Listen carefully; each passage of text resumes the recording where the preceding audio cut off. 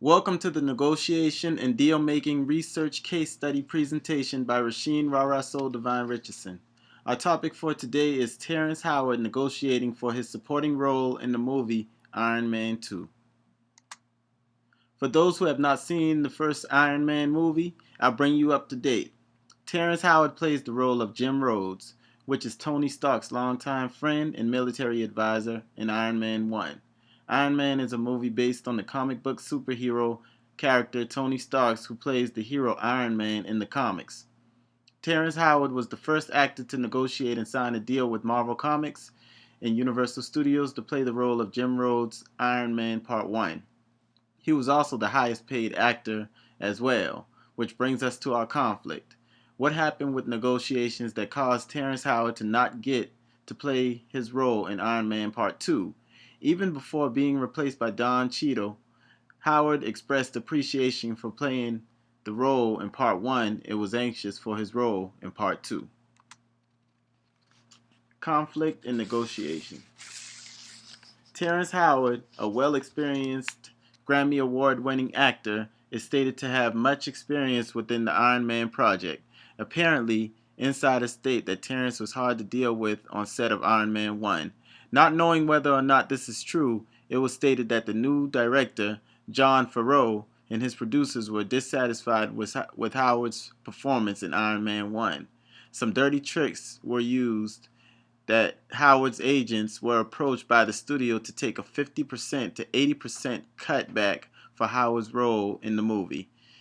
It also stated that Marvel never approached Terrance Howard about having problems with him on set.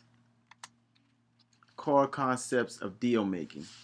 Within the core concepts of deal making, one must not only separate the people from the problem, but they must also find mutual benefits and affiliation with the role that they play in the negotiation. If the insider information is true, then the problem was that Marvel did not leave Howard with the option to use his affiliation in the role of Iron Man 1 to find some mutual benefit to continue playing his role as Jim Rhodes in Iron Man 2. Which brings us to in theory and in the world. What could Howard and his team have done better? Could they have invented options for mutual gain? Could they have focused on interests and not positions? The could've, would've, and should'ves are theories, but in the real world, negotiations are done through people with emotions.